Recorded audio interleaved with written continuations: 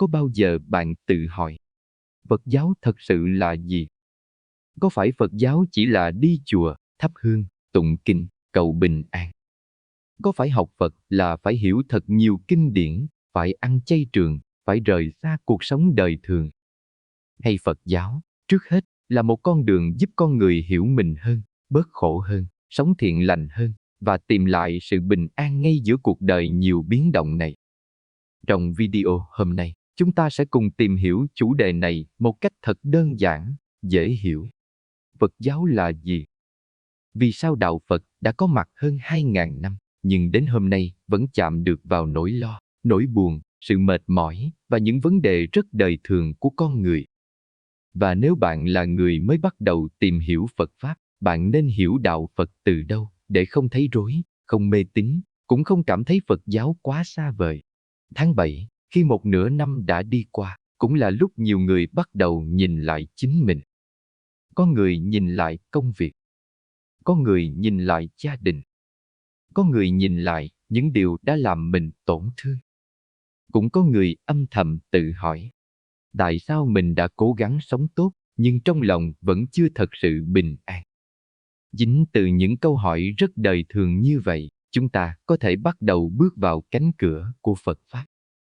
Nói một cách đơn giản, Phật giáo là con đường tỉnh thức mà Đức Phật Thích Ca Mâu Ni đã chỉ dạy cho con người.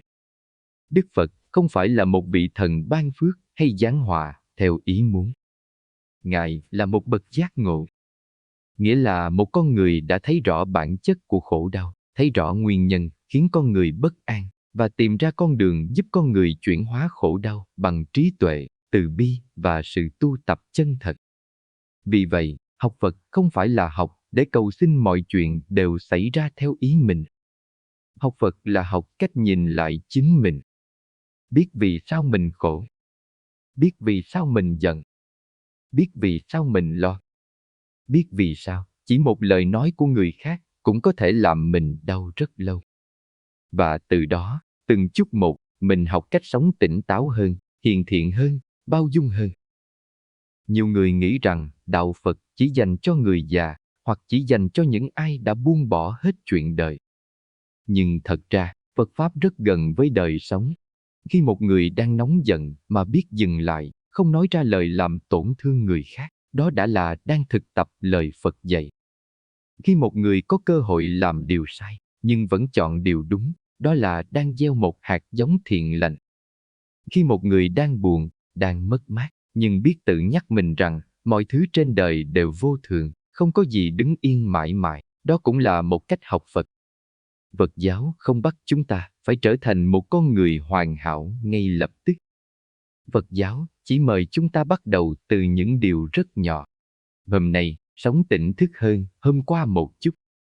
Hôm nay, bớt sân giận hơn hôm qua một chút. Hôm nay, biết thương mình và thương người hơn một chút. Có một câu chuyện rất giản dị. Một người đàn ông luôn cảm thấy cuộc sống của mình quá mệt mỏi.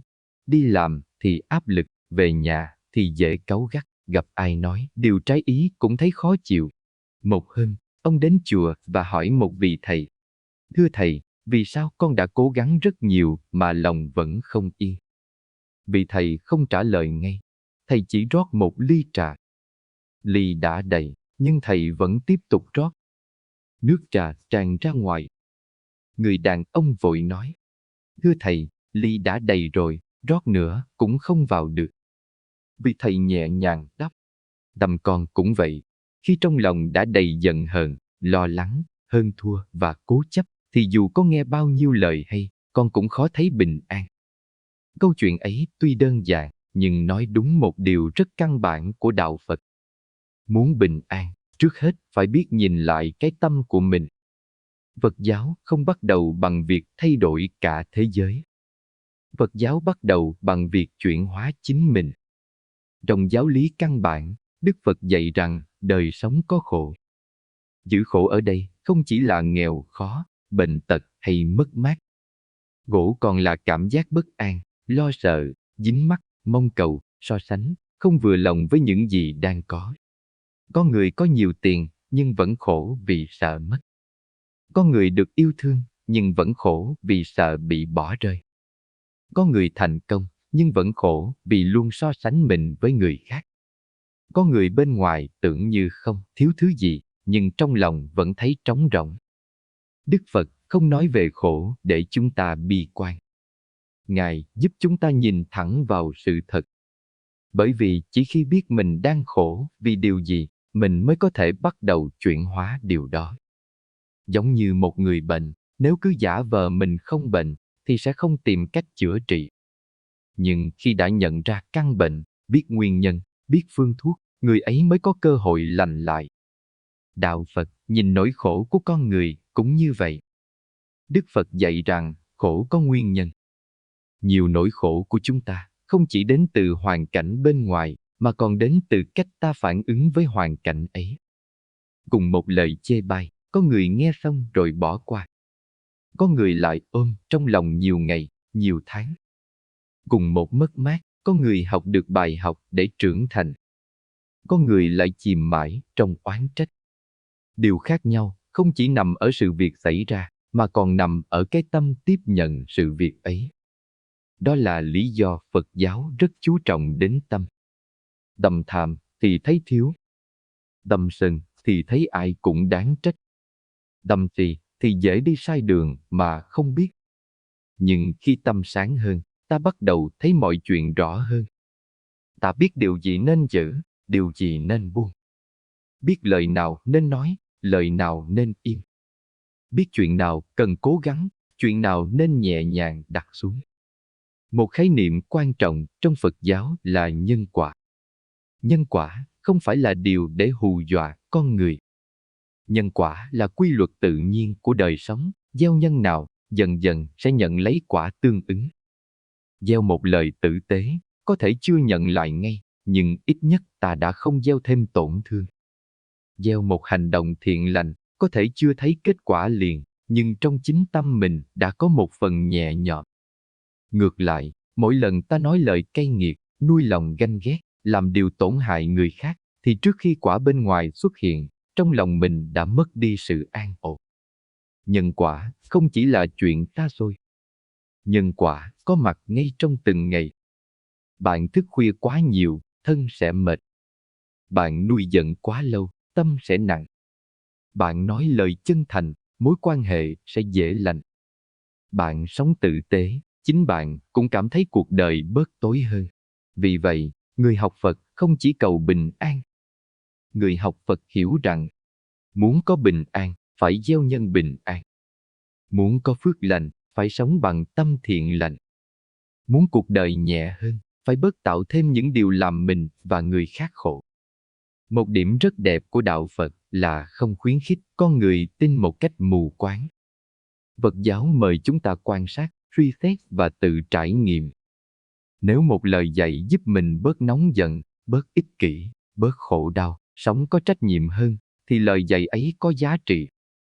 Nếu một sự thực hành giúp mình biết thương cha mẹ hơn, biết nói lời nhẹ nhàng hơn, biết làm việc thiện hơn, biết sống tỉnh thức hơn, thì đó chính là Phật Pháp đi vào đời sống. Bạn không cần phải hiểu hết kinh điển mới được gọi là học Phật. Bạn cũng không cần phải dùng những từ ngữ thật cao siêu. Đôi khi, học Phật bắt đầu bằng việc rất nhỏ. Trước khi nói một câu, tự hỏi, câu này có làm ai đau không? Trước khi giận một người, tự hỏi, mình đã hiểu hết câu chuyện chưa? Trước khi trách đời bất công, tự hỏi, hôm nay, mình đã gieo những nhân gì? Trước khi cầu bình an, tự hỏi, mình đã sống bình an với ai chưa? Nếu hiểu như vậy, Phật giáo không xa lạ. Phật giáo ở trong cách ta ăn nói. Ở trong cách ta đối xử với cha mẹ. Ở trong cách ta cư xử với người yếu thế hơn mình. Ở trong cách ta buông xuống một chuyện không đáng. Ở trong khoảnh khắc ta chọn im lặng thay vì làm tổn thương nhau. Ở trong giây phút ta biết quay về thở một hơi thật sâu, rồi tự nhắc. Mọi chuyện rồi cũng sẽ qua. Mình đừng vì một phút nóng giận mà tạo thêm khổ đau. Vậy, người mới bắt đầu học Phật nên bắt đầu từ đâu? Trước hết, hãy bắt đầu bằng sự hiểu đúng. Học Phật không phải để hơn người khác. Không phải để phán xét ai đúng ai sai. Không phải để thấy mình cao hơn người chưa biết đạo. Học Phật là để thấy rõ chính mình còn nhiều vụng về, nhiều tham sân, nhiều cố chấp, từ đó biết khiêm nhường hơn và tu sửa từng ngày. Thứ hai, hãy bắt đầu bằng lòng từ bi. Từ bi không phải là yếu đuối. Từ bi là có khả năng hiểu và thương. Thấy người khác làm sai, mình không nhất thiết phải đồng tình, nhưng cũng không nuôi lòng hận thù. Thấy mình từng sai, mình không tự dằn vặt mãi, mà biết sửa đổi. Từ bi với người và cũng từ bi với chính mình. Thứ ba, hãy bắt đầu bằng đời sống thiện lành. Nói đơn giản là cố gắng không làm điều hại mình, hại người. Bớt nói lời ác, bớt tham lam, bớt ganh ghét, biết giữ sự chân thật, biết trân trọng sự sống, biết sống có trách nhiệm với những gì mình nghĩ, mình nói và mình làm. Thứ tư, hãy bắt đầu bằng sự tỉnh thức. Tỉnh thức không phải là điều gì huyền bí. Tỉnh thức là biết mình đang làm gì, đang nghĩ gì, đang nuôi dưỡng điều gì trong tâm. Khi uống một ly nước, biết mình đang uống nước. Khi nói chuyện với người thân, thật sự lắng nghe. Khi nổi giận, nhận ra mình đang giận. Khi buồn, biết mình đang buồn, nhưng không để nỗi buồn kéo mình đi quá xa. Chỉ cần bắt đầu như vậy, Phật Pháp đã có mặt trong đời sống của bạn. Có người hỏi, nếu tôi chưa ăn chay, chưa tụng kinh nhiều, chưa đi chùa thường xuyên, tôi có thể học Phật không? Câu trả lời là có. Ăn chay, tụng kinh, đi chùa, lễ Phật đều là những phương tiện tốt nếu được thực hành bằng tâm chân thành và hiểu biết. Nhưng cốt lõi của Phật giáo vẫn là chuyển hóa thân tâm. Nếu đi chùa rất nhiều mà về nhà vẫn sân giận, vẫn nói lời tổn thương, vẫn coi thường người khác, thì việc tu học vẫn còn ở bên ngoài. Ngược lại, một người tuy mới bắt đầu, nhưng biết sửa lời nói, biết sống tử tế, biết hiếu kính cha mẹ, biết giúp người trong khả năng của mình, biết quay về nhìn lại tâm mình, thì người ấy đã đang đi trên con đường thiện lành. Đạo Phật không làm cho chúng ta rời xa cuộc sống. Đạo Phật giúp chúng ta sống giữa cuộc đời này một cách sáng suốt hơn. Vẫn đi làm, nhưng bớt tham lam và hơn thua. Vẫn chăm sóc gia đình, nhưng biết thương yêu bằng sự hiểu biết. Vẫn gặp khó khăn, nhưng không để khó khăn biến mình thành người cay nghiệt. Vẫn có lúc buồn, lúc mệt, lúc tổn thương, nhưng biết quay về nương tựa nơi hơi thở, nơi lòng thiện, nơi ánh sáng của chánh niệm. Phật giáo, sau cùng, không chỉ là điều để nghe. Phật giáo là điều để sống. Mỗi ngày sống bớt ác một chút, đó là tu. Mỗi ngày sống thiện hơn một chút, đó là tu. Mỗi ngày hiểu mình hơn một chút, đó là tu.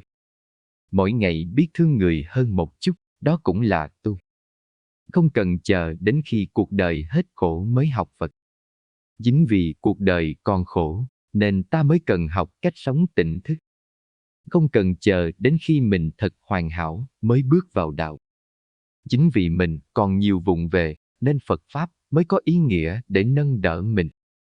Nếu hôm nay bạn là người mới bắt đầu tìm hiểu Phật giáo, xin hãy bắt đầu thật nhẹ nhàng. Đừng vội ép mình phải hiểu hết. Đừng vội so sánh mình với ai.